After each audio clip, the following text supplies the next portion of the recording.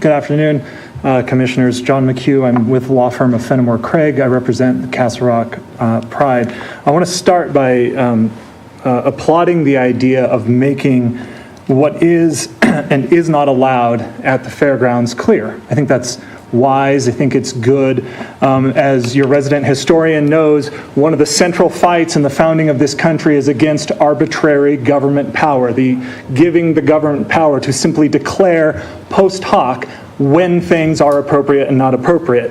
What I would say is I disagree with the attorneys, and as somebody who does a lot of litigation in contract dispute as well as civil rights disputes, phrases like anything similar to do not provide clarity either to the event holders or to the patrons as to what is and is not allowed.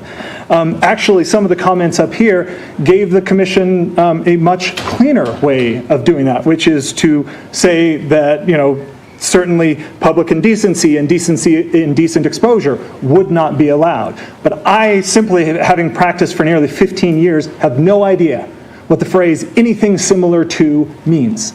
And I would challenge you to find a single law that has passed constitutional muster that has the phrase anything similar to in, because nobody knows. And the way these regulations are written is they are going to give the Commission the power to declare after an event has occurred what is and is not similar to forbidden. I would encourage the Commission to take another look at this language. I've provided Mr. Garcia some proposals in a way to tighten that language up so that, in fact, both the event holders and the patrons and the public understand what the expectations at the fairgrounds are. As Mr. Kirkazian said, Castle Rock Pride is committed to complying with regulations, with complying with policies.